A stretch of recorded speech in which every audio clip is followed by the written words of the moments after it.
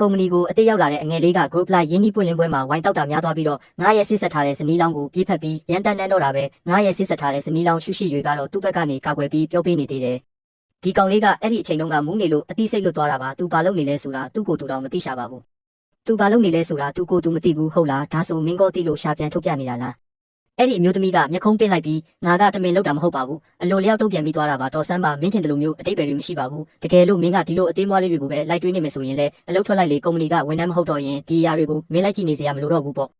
သူမထင်ထားတာကတော့အဲ့ဒီအလုပ်တင်လေးအတီးပြုတ်ခန့်အပ်ခံရတဲ့နေ့မှာပဲငါတကယ်ပဲအလုပ်ထွက်စာတင်လိုက်မယ်ဆိုတာပါပဲအဲ့ဒီအချိန်ကစပြီးသူမရဲ့ကဘာထဲကနေငါပြက်ကွယ်သွားခဲ့တဲ့9နှစ်ကြာပြီးတဲ့နောက်ရှုရှိရွေကအဖွဲ့အစည်းတစ်ခုရဲ့ကိုယ်စားလှယ်အနေနဲ့ငါနဲ့လာတွေ့တယ်သူမကငါဘေးကလက်ထောက်ကိုလက်ဆွဲနှုတ်ဆက်ပြီးတော့ငါဘက်ကိုမျက်မှောင်ကုပ်ပြီးကြည့်တယ်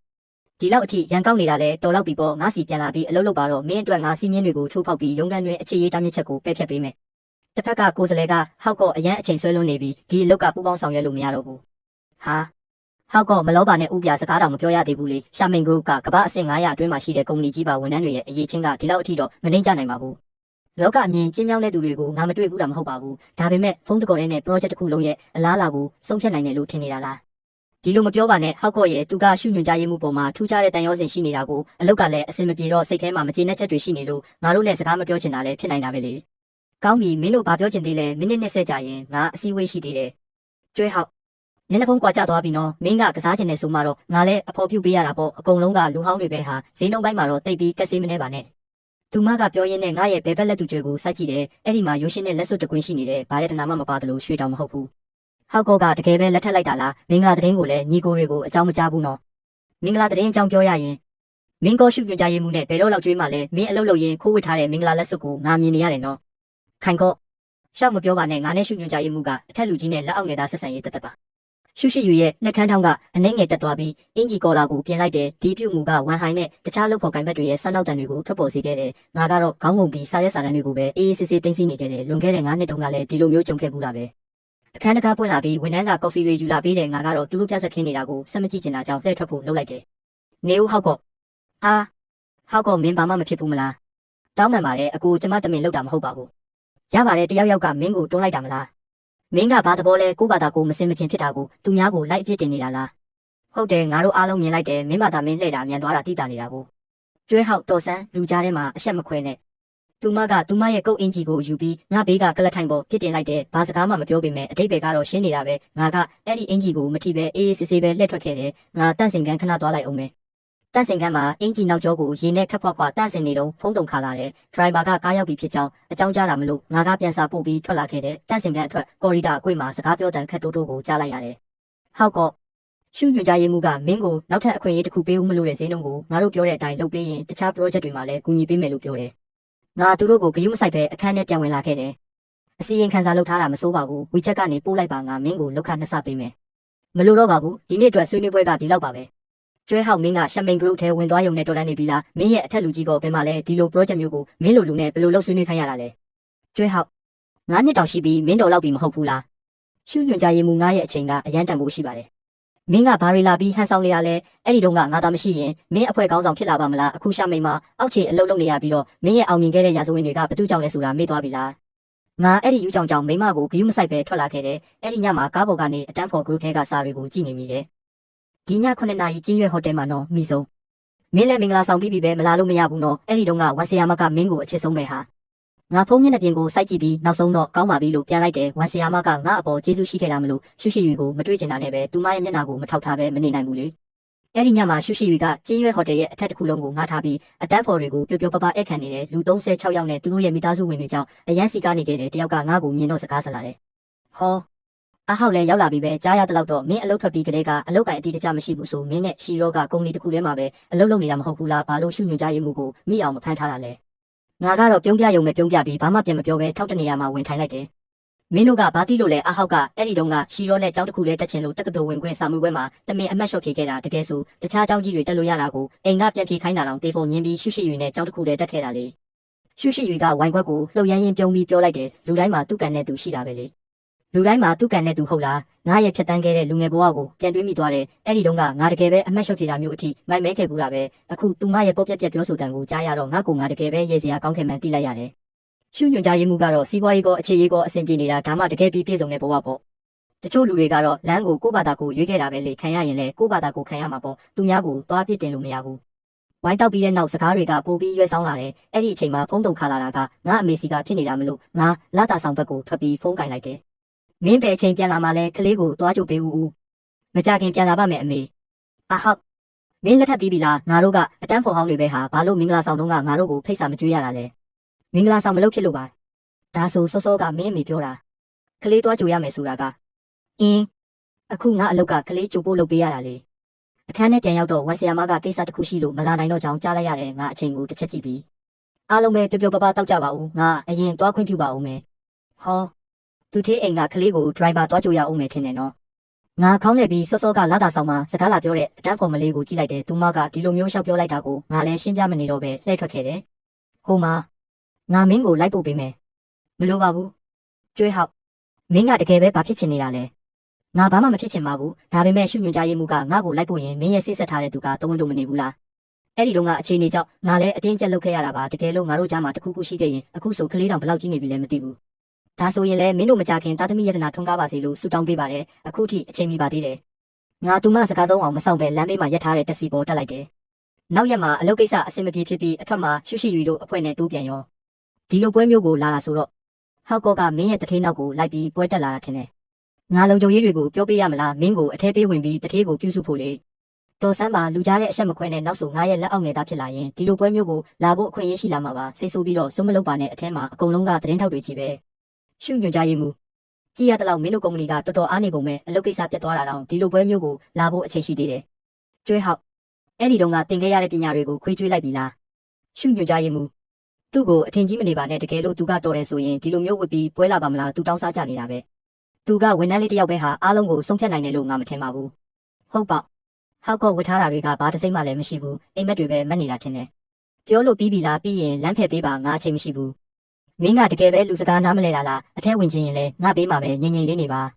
ဒါနဲ့ကျွဲဟောက်မင်းရဲ့မိကုံးပြင်ဆင်ပြီးပြီလားချန်တီယုံကမင်းကိုအရင်စစ်ဆေးခြင်းလို့တဲ့တောင်းပန်ပါတယ်မင်းလူမားနေပြီထင်တယ်မိကုံးဟုတ်လားဒီနေ့ပွဲမှာ3ယောက်ပဲမိကုံးပြောမှလေဒီလူတွေကိုအထက်ပေးမဝင်ပါနဲ့မင်းပါသဘောလဲစာသားအတိုင်းပါပဲပွဲခင်းနဲ့ရောက်ပြီးမကြခင်မှာပဲဖုန်းတုံခါလာတယ်ကိုင်းလိုက်တော့အမေရဲ့စိတ်ပူနေတဲ့အတန်ကိုကြားရတယ်ကလေးကအယုတ်စော်ရင်ချော်လဲလို့မင်းကိုတွေ့ချင်လို့ငိုနေတယ်ငါဗီဒီယိုကောက်ခေါ်လိုက်တယ်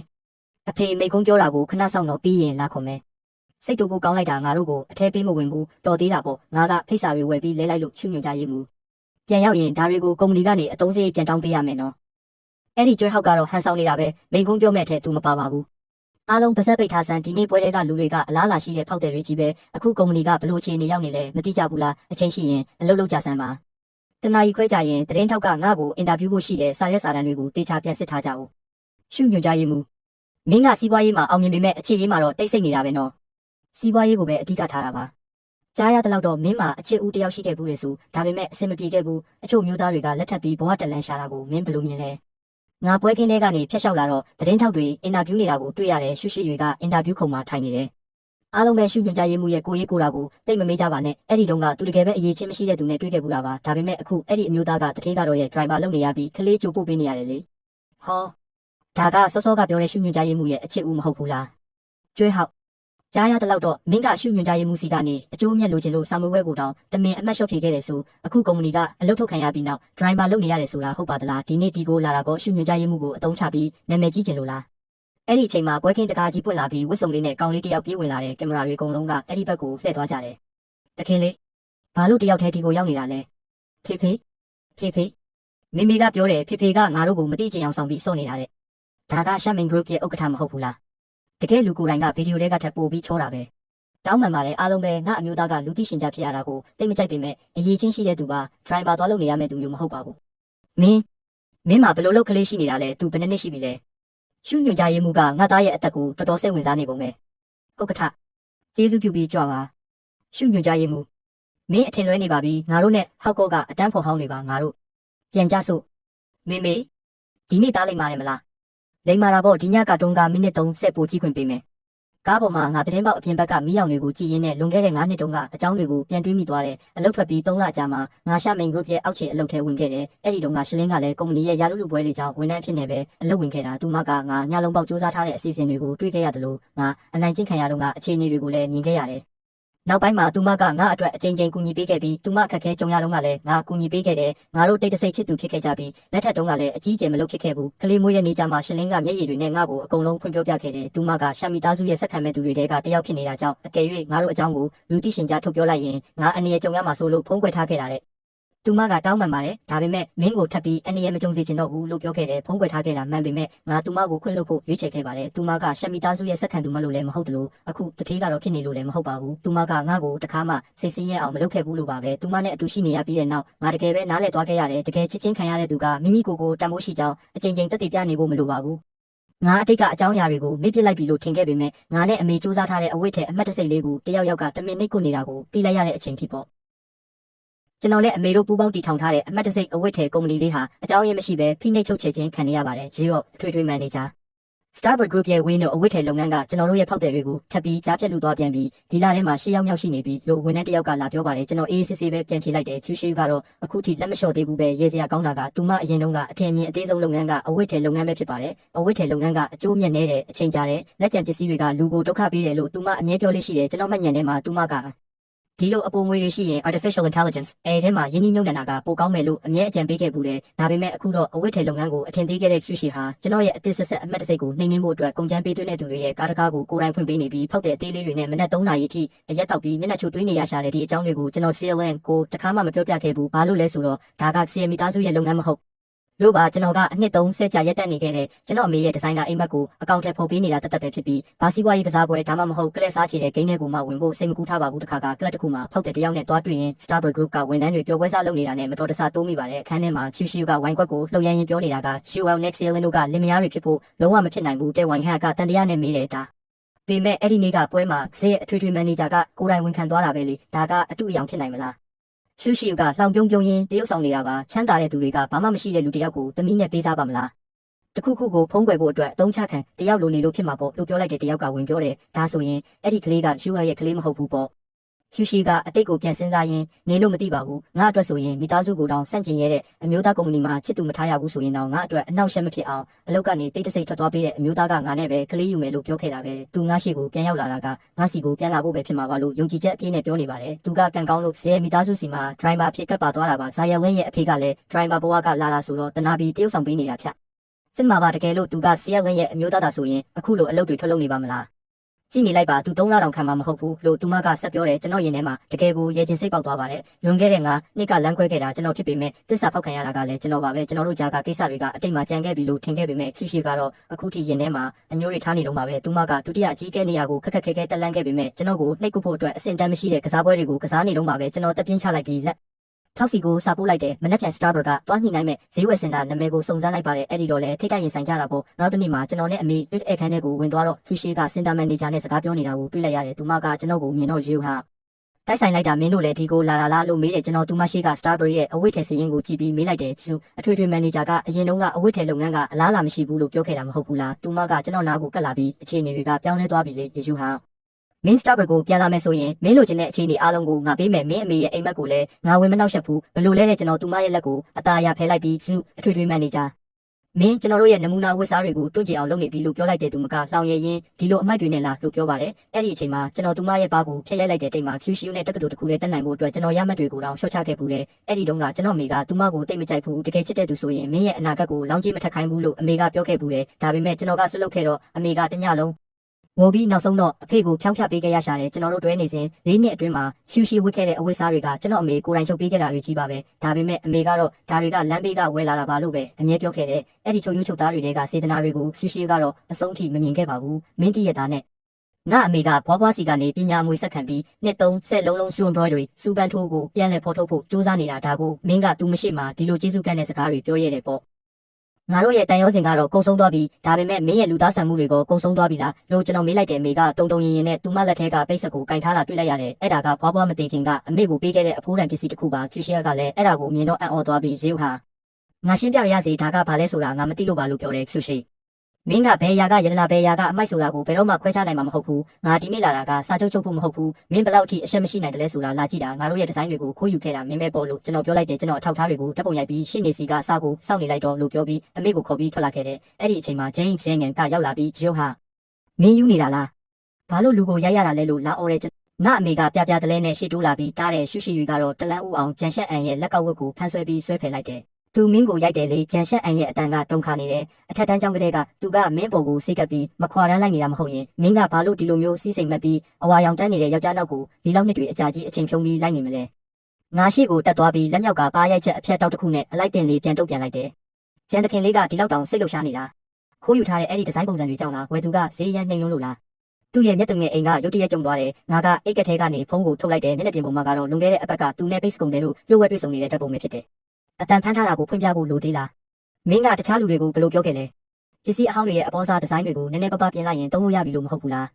းရှုရှိယူရဲ့မျက်နှာကချက်ချင်းဖြူဖြော့သွားတယ်အာဟုတ်ငါပြောတာနားထောင်ပါဦးငါတကယ်ပဲအဲ့လိုမျိုးမဟုတ်ငါသူမစကားကိုကြားဖြတ်ပြီးမင်းကတော့ပစ္စည်းကိုတက်တဲ့အလေးချင်းမရှိတော့ပါဘူးဒါပေမဲ့မင်းရဲ့စိတ်ဆက်ထားတဲ့သူကမင်းရှိမှမျက်နှာလိုမျက်နှာရဖြစ်ချင်လို့လုပ်တာဆိုရင်တော့အာမခံရခက်လိမ့်မယ်ဂျန်ရှက်အန်ကစိတ်လှုပ်ရှားစွာနဲ့မင်းသူစကားတွေကိုရှောက်မယုံတဲ့ဒီဒီဇိုင်းတွေကငါဟာတော်ဆန်းရှုရှိယူကအတန်အေးနဲ့ကြားဖြတ်ထားမြင်လိုက်တယ်သူမရဲ့အတန်ထဲမှာရှာရှာပပပြတ်သားမှုတွေပါဝင်နေတယ်အာဟုတ်ငါတို့တီးတဲ့စကားခဏပြောရအောင်ငါကတော့အေးဆက်စွာရေမောလိုက်ပြီးမလို့တော့ဘူးငါအမေကိုဆွဲပြီးလှည့်ထွက်လာတဲ့အချိန်မှာဂျန်ရှက်အန်ရဲ့အတန်ကွဲအော်ဟစ်တန်ကိုကြားလိုက်ရတယ်ရှုရှိယူမင်းမသဘောလဲမင်းပြောတော့ငါ့ကိုနေရာတစ်ခုပေးမယ်ဆိုတာဒီလိုမျိုးပေးတာလားမူကြိုကျောင်းတကားဝမှာတားဖြစ်သူကခုံစောခုံစွာနဲ့ပြေးထွက်လာတာကိုမြင်လိုက်ရတယ်ပါဒီနေ့ဆီယာမကတားကိုအတန်ထွက်ဖက်တာတော်တယ်ဆိုပြီးချီးကျူးတယ်ငါပြုံးပြီးသူ့ခေါင်းလေးကိုပို့ပေးလိုက်တယ်ကားပေါ်တင်ဖို့ပြင်နေတော့မှပဲနောက်ကနေရင်းနှီးနေတဲ့အတန်တစ်ခုထွက်ပေါ်လာတယ်မင်းငါ့ကိုမဖြေရသေးဘူးဒီကလေးကဘယ်နှစ်နှစ်ရှိပြီလဲငါကလည်းအေးဆက်တဲ့အတန်နဲ့ရှုရှိယူမင်းဒီမှာဘာလုပ်နေတာလဲလို့ပြန်မေးလိုက်တယ်တားဖြစ်သူကလည်းသိကျင်စိတ်နဲ့ကောင်းမွန်ကြည့်ပြီးပါဒီကဘာတူလဲရှုရှိယူရဲ့ဝင်သက်ထွက်သက်ကခဏလောက်ရပ်တန့်သွားတယ်သူမကရုတ်တရက်စောင့်ကြောက်ထိုင်ချလိုက်ပြီးအတန်ကိုအတက်နိုင်ဆုံးနူးညံ့အောင်လုပ်ကသားလေးတားနာမည်ဘယ်လိုခေါ်လဲငါချက်ချင်းပဲကလေးကိုငါနောက်ဖက်ဆွဲပို့လိုက်ပြီးရှုရှိယူငါသားနဲ့ဝေးမှနေပါသူမမတ်တက်ရက်လိုက်ပြီးအာဟုတ်ဒီ9နှစ်အတွင်းမှာငါတို့ကြားကဆက်ဆံရေးပြီးဆုံးသွားပြီလို့ငါတခါမှမတွေးခဲ့ဘူးငါတို့နှစ်ယောက်လုံးကလုပ်ငန်းခွင်အရေးကြီးတဲ့အချိန်မလို့ခိတ္တရနာထားတာလို့ပဲငါထင်ခဲ့တာဒါပေမဲ့မင်းကဘယ်လိုလုပ်ကလေးတောင်ရှိနေရတာလဲငါဘဝကမင်းနဲ့မပတ်သက်တော့တာကြာပါပြီငါသူမရဲ့အကြည့်ကိုစိုင်းကြည့်ရင်အဲ့ဒီတုန်းကမင်းဂျန်ရှန်အန်ကိုရွေးချယ်ခဲ့တဲ့အချိန်ကလေးကငါတို့ကလမ်းခွဲခဲ့ကြပြီးသားပါသူမစကားထပ်ပြောဖို့ပြင်နေတော့မှာပဲရှုညွှန်ကြားရေးမှုငါတာနာကိုထပ်ပြီးချင်းကပ်မယ်ဆိုရင်ရှင်းနေစာချွန်လာကိုရှင်မောက်ကိုစီတိုက်ရိုက်ပို့လိုက်မယ်ရှုရှိယူရဲ့မျက်နှာကချက်ချင်းပြတ်သွားတယ်ရှက်မင်းကတားဖြစ်သူကိုအตาရပွေ့ချပြီးလက်ဆွဲကငါတို့အိမ်ပြန်ရအောင်ငါလည်းခေါင်းညှိပြပြီးရှုရှိယူကိုတစ်ချက်တောင်လှည့်မကြည့်တော့ဘူးဘေးကင်းလုံခြုံရေးအတွက်ငါတို့ကလေးကိုကြောင်းတစ်ချက်ချင်းပြောင်းပေးလိုက်တယ်ဒါပေမဲ့အဲ့ဒီတစ်ခေါက်စုံတွေ့ပြီးနောက်မှာရှုရှိယူကငါသားရဲ့စပင်ကိုခိုးယူသွားပြီးနှက်စစ်ဆေးမှုလုပ်လိမ့်မယ်လို့မထင်ထားခဲ့ဘူး၃ရက်ကြာမှာတော့ရှုရှိယူကလက်ထဲကနှက်စစ်ဆေးချက်ရလက်ကိုကြည့်ပြီးလက်တွေတုံရင်နေခဲ့တယ်စစ်ဆေးချက်အရာနမူနာနှစ်ခုကြားမှာတားဖတော်ဆက်မှုရှိကြောင်းပြသနေတယ်သူမကရလက်စာရွက်ကိုနေရံပေါ်ဆောက်ပစ်လိုက်ပြီးဆုတ်ပြတ်သွားစေခဲ့တယ်သူမကငါနဲ့ကလေးရဲ့စပင်ကိုခိုးယူပြီးစစ်ဆေးခဲ့တာဖြစ်ပြီးဒါဟာငါကလေးမဟုတ်ပဲငါကအစားထိုးခံရတာလို့ပဲထင်နေခဲ့တာဒါဟာသူမအတွက်ညှိနှိုင်းမှုစပွဲဝိုင်းပေါ်ပြန်တက်ဖို့ဖဲချက်တစ်ခုလို့ထင်မှတ်ခဲ့ပေမဲ့ရလက်ကတော့သူမမျက်နှာကိုပြန်ရဲလိုက်တယ်လို့ဖြစ်သွားခဲ့တယ်နောက်ရက်မှာငါကုမ္ပဏီကိုအမည်မသိအီးမေးလ်တစ်စောင်ရောက်လာတဲ့ပူးတွဲဖိုင်မှာအတန်ဖန်းဖိုင်တစ်ခုပါဝင်နေတယ်ဘသူကတွန်းဟောင်းနဲ့ပူးပေါင်းမလဲအဲ့ဒါကရှင်မောက်ကိုစန့်ကျင်တာပဲတကယ်ပဲယူနေတာပဲဒီလုပ်ငန်းနယ်ပယ်ထဲမှာဘာလို့ဝက်ချက်ရှိလို့လဲသူမကအဆင့်တန်းမရှိပဲစကားပြောတာအကွက်မရှိဘူးဖုန်းနဲ့လာပြီးရှက်မိန်ကစာပို့လာတယ်ညကြရင်နိုင်ငံတကာဗီဒီယိုကွန်ဖရင့်ရှိတယ်အတူတူတက်မလာတဲ့ငါလည်းကောင်းပြီလို့ပြန်လိုက်တယ်တပတ်အကြာလုပ်ငန်းစည်းဝေးပွဲမှာငါအဖွဲ့က project ကိုတင်ပြနေတော့ရှက်မိန်ဥက္ကဋ္ဌကြားရတဲ့လောက်တော့မင်းတို့ကုမ္ပဏီကအခုတလောသိအဆင်မပြေဘူးဆိုငါကပြုံးပြီးရှုညွှန်ကြားရေးမှုရဲ့ကျေးဇူးကြောင့်အသက်ရှင်နေပါသေးတယ်လို့ပြောလိုက်တယ်သူမကငါ့ကိုကြည့်ပြီးတွန်းဟောက်မင်းတဘွားလုံးမှာငါနဲ့ပဲကလေးယူမယ်လို့ပြောခဲ့တာမဟုတ်ဘူးလားအခုတော့ပြောင်းလဲသွားပြီပေါ့သူမကသွားကြိတ်ပြီးအတန်နှိမ်ကသူမတကယ်ပြောချင်တဲ့စကားကိုပြောလာတယ်အဲ့ဒီတုန်းကရှက်အန်ကမူးနေလို့ငါ့ကိုလာနှမ်းမိတာကိုမင်းကငါ့ကိုဖိအားပေးပြီးရွေးချယ်ခိုင်းလို့ငါလည်းစိတ်တူတူနဲ့သူ့ကိုရွေးလိုက်မိတာလေအဲ့ဒါကိုမင်းက9နှစ်တောင်ပြောက်ွယ်သွားရလားပြီးတော့တခြားလူနဲ့ကလေးကြီးကြီးရနေပြီပေါ့ငါကရေမောပြီးရှုရှိယူမင်းအုံနောက်ထဲမှာရေဝင်နေတာလားကောင်းပြီကလေးရှိလဲအရေးမကြီးပါဘူးမင်းအခုရှင်မောက်ကိုပြန်လာရင်မင်းအတွက်နေရာချန်ထားပေးမယ်မင်းထဲလိတ်လုပ်ငန်းကိုကြိုက်တယ်မလားငါအပြည့်အဝပံ့ပိုးပေးမယ်ငါစာရွက်စာတမ်းဖိုင်တွဲကိုပိတ်လိုက်ပြီးမလိုတော့ဘူးငါရဲ့ဝယ်သူအစ်စ်ကငါရဲ့ project ကိုအရန်သဘောကျတယ်သူမကလှောင်ပြုံးပြီးဝယ်သူအစ်စ်ဟုတ်လားဘသူကမင်းနဲ့ပူပေါင်းရဲ့ဦးမှာလဲအဲ့ဒီချိန်မှာပဲအစည်းအဝေးခန်းတကားကြီးပွင့်လာပြီးဥရောပအဖွဲ့အစည်းတစ်ခုရဲ့ကိုယ်စားလှယ်ကဝင်လာကငါလက်ကိုဝမ်းသာအားရနှုတ်ဆက်တော်တယ်မစ္စတာအတွက်မင်းအမေဒီဇိုင်းဆွဲထားတဲ့အရှိတိုင်းစတိုင်ဒီဇိုင်းတွေကိုပါရီပြပွဲမှာယူရို2တန်းဖိုးအော်ဒါရရှိထားပါတယ်ရှုရှိယူရဲ့မျက်နှာအမူအရာကချက်ချင်းတောင့်တင်းသွားတဲ့ဒါကရှက်မိန်ကနောက်ွယ်ကနေချိတ်ဆက်ပေးထားတဲ့အပြည်ပြည်ဆိုင်ရာ project ဖြစ်တဲ့ရှုရှိယူကတော့သူမမှာတင်တာဝင်ပြိုင်ခွင့်အရေးချင်းတော့မရှိမှန်းမသိရှာဘူးငါကရှက်မိန်ရဲ့အကူအညီကိုမယူချင်ပေမဲ့ဇနီးဖြစ်သူကဝိုင်းကူပေးချင်နေတော့လေငါညင်းလို့မရဘူးလေဘာလို့ဒီရွှေရောင်လိုင်းကတခြားဟာတွေထပ်ပိုးလင်းနေတာလဲ ညဘက်စတူဒီယိုမှာငါအမေကကလေးကိုပန်းထိုးပညာသင်ပေးနေတယ်ငါအကြောင်းဝင်းထဲမှာရဲရင်ဖုန်းကြည့်လိုက်တော့ရှာမိန်စီကစာဝင်လာတယ်အီတလီဘိတ်စ်ကုန်တဲ့ကမနေ့ထန်ရောက်မှဖြစ်ပြီးအမေနဲ့တွေ့ချင်တဲ့ပြတင်းပေါက်အပြင်ဘက်ကမီးရောင်တွေအောက်မှာငါနဲ့အမေအတူတူအလုပ်လုပ်နေတဲ့အရေးတွေကပေါ်လွင်နေတယ်အိမ်မက်အချို့ကတော့လှည့်ပတ်ပြီးရင်အလင်းပြန်လာတာပါပဲရဲအနှင်းငယ်အကြာမှာရှုရှိတွေကရှင်မောက်ကူရဲ့ထုတ်ပယ်စာကိုရရှိခဲ့တယ်သူမကတစိမ့်တုံးကိုကြည့်ပြီးဘာမှမပြောနိုင်ခဲ့ဘူးငါအမေရဲ့စတူဒီယိုကတော့ပါရီဖက်ရှင်ရဲ့တက်တပတ်ရဲ့ဖိတ်ကြားစာကိုရရှိခဲ့ပြီးအလုပ်တွေရှုပ်နေခဲ့တယ်ညနေဘက်စတူဒီယိုကနေထွက်လာတော့မှပဲဆူရှာတဲ့အတန်တစ်ခုကငါ့ကိုလာထားတယ်ရှာမိန်နဲ့ငါအမေရဲ့တရားစွဲဆိုမှုကိုခံထားရတဲ့ဂျန်ရှန်အန်ကပြေးဝင်လာတယ်မင်းလက်ထပ်ပြီးပြီပဲဘာလို့ရှုရှိယူကိုမလွတ်ပေးနိုင်သေးတာလဲမင်းသာမရှိရင်သူမကဘယ်လိုလုပ်ငါစကားဖြစ်ပြောလိုက်တယ်သူမအလုပ်ထုတ်ခံရတာကကူးချမှုကိုအားပေးအားမြောက်ပြုလုပ်လို့ဖြစ်ပြီးလုပ်ငန်းချင်းမှုပြပြလို့ပါငါနဲ့မဆိုင်ဘူးမင်းလျှောက်ပြောနေတာသူကဒေါသတကြီးနဲ့သူမကမင်းကိုစိတ်ထဲမှာမမေ့နိုင်လို့တာမဟုတ်ရင်မင်းအတွက်နဲ့အလုပ်ပြုတ်မဲ့ရေးကိုဘာလို့ဂရုမစိုက်ဖဲနေမလဲငါအေးဆက်စွာရင်မောလိုက်ပြီးမင်းအခုထိအိမ်မက်မလို့သေးဘူးပဲသူမရဲ့စကားနဲ့ပဲပြန်ပြောရရင်သူမတကယ်ဒါမင်းကိုလက်ထပ်ချင်ခဲ့ရင်မင်းတို့ရဲ့ကလေးကအခုဆိုဘယ်လောက်တောင်ကြီးနေပြီလဲသူကရုတ်တရက်ဆုံသွားတယ်မင်းသူ့နှက်ခမ်းတွေတုံရင်နေပြီးတခုခုကိုရိမ့်မိသွားပုံပဲဒါပေမဲ့သူကပြန်ဆင်ချေတတ်တယ်မင်းဘာတွေလာပြီးမှန်တက်နေတာလဲအဲ့ဒီတုန်းကသူမကတကယ်ပဲရှာထုတ်ပြီးနမ်းခဲ့တာပဲဟာ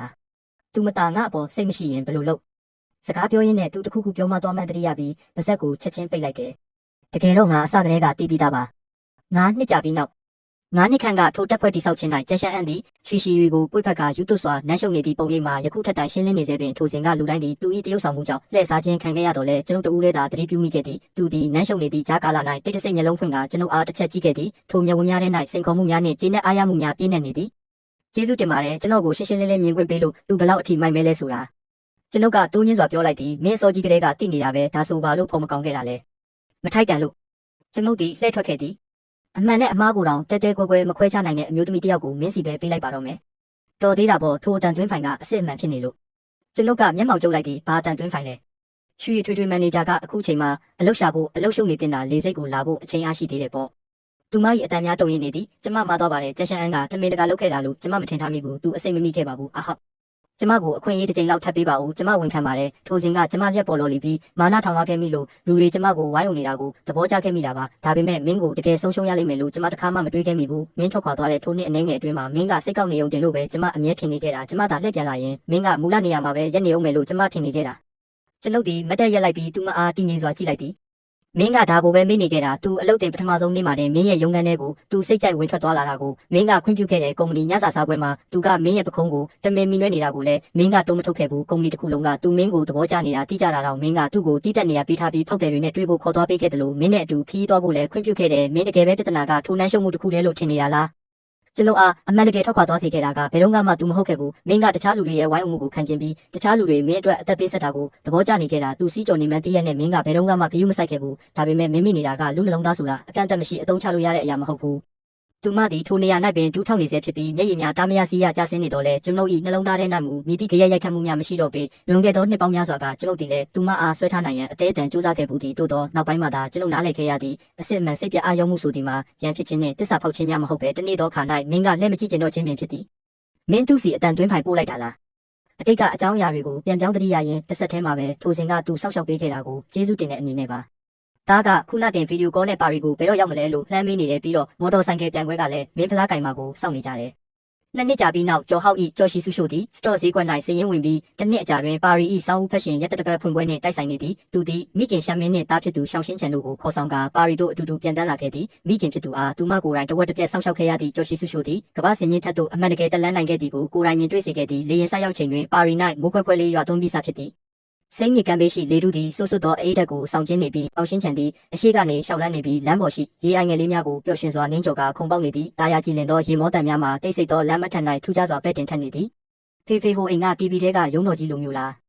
ကျော်ဟောက်သည်ငုံကြီးကရှောက်ရှင်းချန်အားပြောလိုက်သည်နောက်ကျရင်မင်းကိုအထဲခေါ်သွားပြမယ်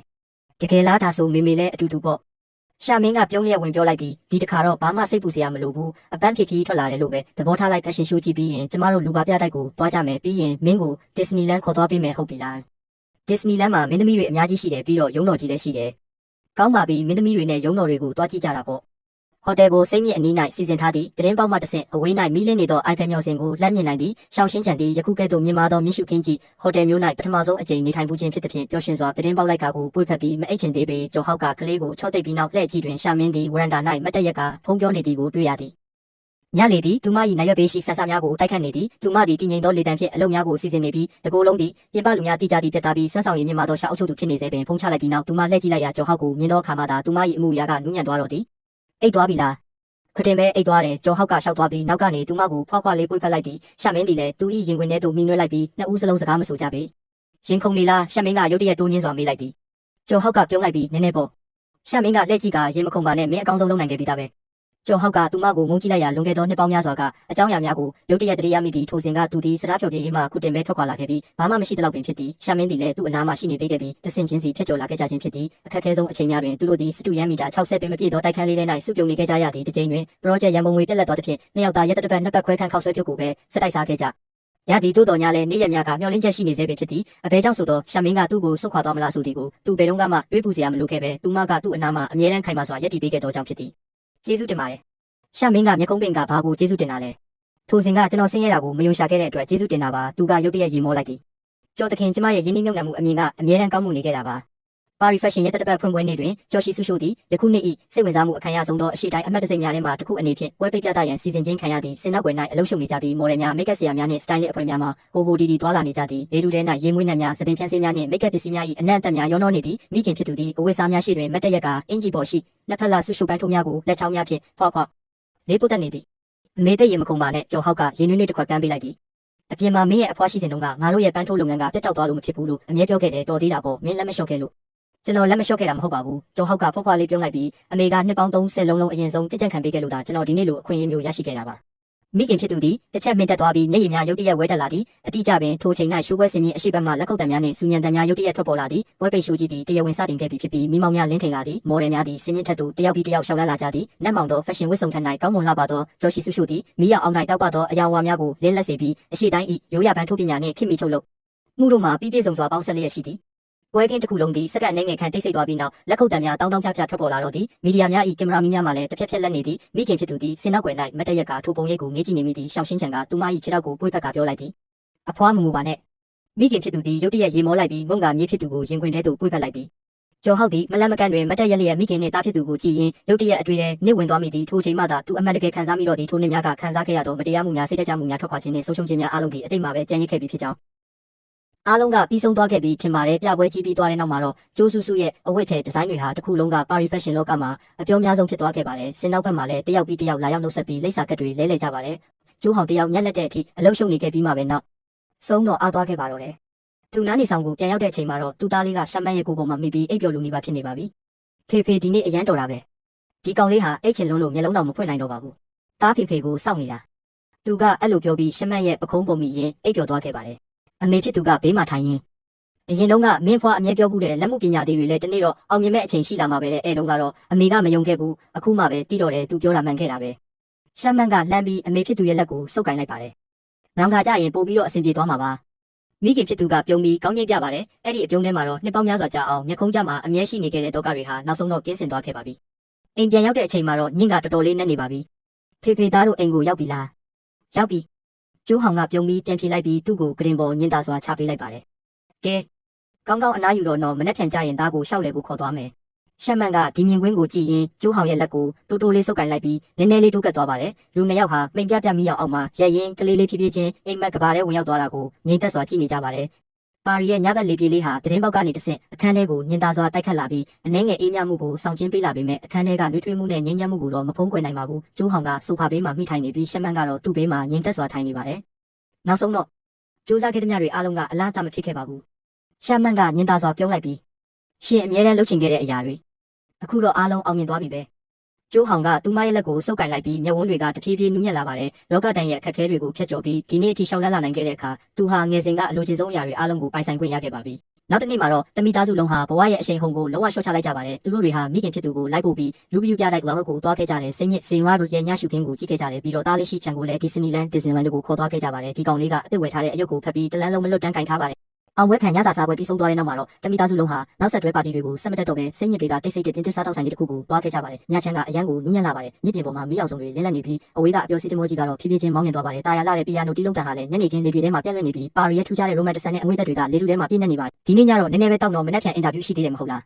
ားကျိုးဟောင်ကမတက်တာတလို့ရေးလိုက်ပြီးအခုဆိုရှမ်းမန်းကပို့ပြီးတော့တောင်စီကန်းကြီးလာပြီပဲ ရှမ်းမန်းကဓာတ်နဲ့ခရင်ကိုအေးစစ်စစ်ပြန်ချလိုက်ပြီးမျက်ဝန်းထဲမှာတော့ကျင်နာမှုတွေအပြည့်နဲ့မတက်နိုင်ဘူးလေအိမ်မှာကလူကြီးလက်ရှိတယ်ကလေးလက်ရှိတာကိုရှင်းဖို့တော့အပင်ပန်းခံပြီးလဲကြမသွားစေနိုင်ဘူးလေကျိုးဟောင်ကခေါင်းငုံပြီးပြုံးလိုက်ပါတယ်ဘာမှလည်းပြန်မငင်းပါဘူးလွန်ခဲ့တဲ့နှစ်ပေါင်းများစွာကဆိုရင်သူဟာတနေ့မှဒီလိုမျိုးဘဝကိုဖျက်ဆီးရလိမ့်မယ်လို့ဘယ်တော့မှမတွေးဝံ့ခဲ့ပါဘူးအာဟောင်းတွေဝေတုံဆိုင်နေတဲ့အတန်တခုဟာနောက်ကျောဘက်ကနေရုတ်တရက်ထွက်ပေါ်လာပါတယ်ကျိုးဟောင်ရဲ့လှုပ်ရှားမှုတွေအနှဲငယ်တုံဆိုင်သွားပြီးသူလှည့်ကြည့်လိုက်ပါတယ်ရှုရှိတွေကသူတို့နဲ့မလန့်မကန့်မှရက်နေပါတယ်သူမဟာရိုးရှင်းတဲ့ကုတ်အင်ဂျီဖြုတ်ကိုဝတ်ဆင်ထားပြီးသပင်းရှိတွေကိုပေါ့ပေါ့ပါပါပဲစီးထားပါတယ်အရင်ကထက်အများကြီးပိန်သွားခဲ့ပါပြီသူမရဲ့ကိုယ်ပေါ်မှာအရင်တုန်းကလိုထင်ပေါ်ကျော်ကြားခြင်းနဲ့အငွေ့သက်တွေမရှိတော့ဘဲအချိန်တွေရဲ့တိုက်စားမှုကြောင့်ငြိမ်သက်သွားတဲ့ပုံစံပဲကျန်ရှိပါတော့တယ်ရှုရှိတွေကအရင်ဆုံးညင်သာစွာပြုံးပြလိုက်ပြီး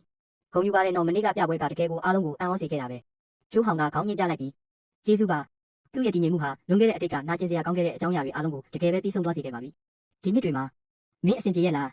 ဒီစကလုံးတွေထွက်လာတဲ့အခါသူမကိုယ်တိုင်လည်းဒါဟာပုံနေတဲ့မိကုန်းတစ်ခုလို့ခံစားလိုက်ရပါတယ်ဘာလို့လဲဆိုတော့အဖြေကမျက်စိရှိမှတင်အထင်ရှားရှိနေလို့ပါပဲကျိုးဟောင်ကပြန်မဖြေပါဘူးရှမက်ရဲ့စပင်လေးတွေကိုညင်သာစွာတက်တင်ပေးလိုက်ပြီးသူ့ရဲ့လှုပ်ရှားမှုတွေကစိတ်ရှိပြီးတဘာဝကျလာပါတယ်ရှုရှိတွေကတော့ရုတ်တရက်ဝေဝေဝါးဝါးဖြစ်သွားခဲ့ပါတယ်သူမလွန်ခဲ့တဲ့နှစ်ပေါင်းများစွာကအကြောင်းအရာတွေကိုတတိယသွားပါတယ်ကျိုးဟောင်ဟာအရင်တုန်းကသူမကိုလည်းဒီလိုမျိုးဂရုစိုက်ပေးဘူးလားပဲသူမအစာအိမ်မကောင်းတဲ့အခါသူကထမင်းစားဖို့အမြဲတမ်းပေးတတ်တယ်သူမညံ့တဲ့အထိအလုပ်လုပ်တဲ့အခါသူကမိုးရီထဲမှာကုမ္ပဏီအထိလာကြိုတတ်တယ်သူမစိတ်သက်ကြနေတဲ့အခါမှာလည်းအငှားအိမ်လေးရဲ့အပြင်ဘက်မှာတညလုံးစောင့်ပေးခဲ့ဘူးလားပဲအဲ့ဒီအချိန်တုန်းကတော့ကျိုးဟောင်ဟာအမြဲတမ်းမူလနေရာမှာပဲရှိနေလိမ့်မယ်လို့သူမအမြဲထင်ခဲ့မိတာဒါပေမဲ့အခုတော့သူ့ရဲ့မျက်ဝန်းတွေထဲမှာအမြဲရှိနေခဲ့တဲ့သူကအတစ်တော်ဘဝအတစ်တော်မိသားစုနဲ့အတစ်တော်အနာဂတ်တွေကိုပိုင်ဆိုင်သွားခဲ့ပါပြီရှုရှိရဲ့နှာခေါင်းလေးတွေရုတ်တရက်ရှုံသွားပြီးနာကျင်မှုကိုခံစားလိုက်ရပေမဲ့သူမဘာမှထပ်မပြောတော့ပါဘူးညင်သာစွာပဲပြုံးပြလိုက်ပြီးဒါဆိုရင်မင်းတို့ကိုအနှောက်အယှက်မပေးတော့ဘူးနော်သူမလက်ထွက်သွားတဲ့အချိန်မှာတော့သူ့ရဲ့ကြောပြင်ကအရန်ကိုတိတ်ဆိတ်လို့နေပါတယ်ဒါပေမဲ့စားတော့ဆိုင်ကနေထွက်သွားတဲ့အချိန်မှာတော့ခြေလမ်းတွေကအနှဲငယ်တုံဆိုင်သွားပါသေးတယ်သူမမှန်ပြတင်းပေါက်ကနေတစ်ဆင့်အထဲမှာရှိနေတဲ့ကျိုးဟောင်ကိုနောက်ဆုံးအနေနဲ့တန်းကြည့်လိုက်ပါတယ်သူကခေါင်းငုံပြီးရှက်မှတ်ပြောတာတွေကိုနားထောင်နေပါတယ်သူ့ရဲ့အမှုရာတွေကနူးညံ့ပြီးအာယုံဆိုင်နေတဲ့ပုံစံမှာပဲအဲ့ဒီအချိန်မှာပဲရှုရှိတွေကရုတ်တရက်နားလည်သွားခဲ့ပါပြီတကယ်တော့လူတစ်ယောက်ကိုဆုံးရှုံးလိုက်ရတယ်ဆိုတာလမ်းခွလဲခဲ့တဲ့နေ့ရက်ကိုပြောတာမဟုတ်ဘဲနောက်ပိုင်းတစ်နေ့မှာသူ့ရဲ့ပျော်ရွှင်စရာဘဝတွေအားလုံးဟာမင်းနဲ့ဘာမှမဆိုင်တော့ဘူးဆိုတာကိုမင်းသိလိုက်ရတဲ့အချိန်ကိုပြောတာပဲဖြစ်ပါတယ်အဖွာဒါတွေအားလုံးကအဖွာယူလာတာလားမိခင်ဖြစ်သူကပြုံးပြီးပြန်ပြေးလိုက်ပါတယ်ဟုတ်တယ်လေဒါဆိုသားလည်းနောက်ကျရင်အဖွာလိုမျိုးအရန်တော်တဲ့သူဖြစ်အောင်လုပ်မယ်ဟာမပြန်ခင်တရက်အလိုညမှာတော့ကျိုးဟောင်ကဟိုတယ်ရဲ့ဝရန်နာမှာရက်ပြီးလင်းငင်းခံနေပါတယ်ပါရီရဲ့ညရှုခင်းဟာတိတ်ဆိတ်ပြီးလှပလွန်းလာပါတယ်ရှမန်ကနောက်ကနေရှောက်လာပြီးသူ့ကိုကုတ်အင်ဂျီတစ်ထည်လှမ်းကြုံပေးရင်ဘာတွေတွေးနေတာလဲကျိုးဟောင်ကခေါင်းငုံပြီးပြုံးလိုက်ပါတယ်ရုတ်တရက်အခုလိုဘဝမျိုးကတကယ်ကိုကောင်းပါတယ်လို့ခံစားလိုက်ရလို့ရှမန်ကသူ့ကိုကြည်ရင်မျက်ဝန်းတွေကငင်းတက်ပြီးနူးညံ့လာပါတယ်နောက်တရဘူးလားသူမကအတိအကျမမေးပေမဲ့ကျိုးဟောင်ကတော့သူမဘာကိုမေးနေလဲဆိုတာသိပါတယ်သူခဏလောက်ငင်းတက်သွားပြီးမှဖြည်းဖြည်းချင်းခေါင်းခါပြလိုက်ပါတယ်အရင်တုန်းကတော့မကျေနပ်တာတွေရှိခဲ့ဘူးလားပေါ့ဒါပေမဲ့အခုတော့မရှိတော့ပါဘူး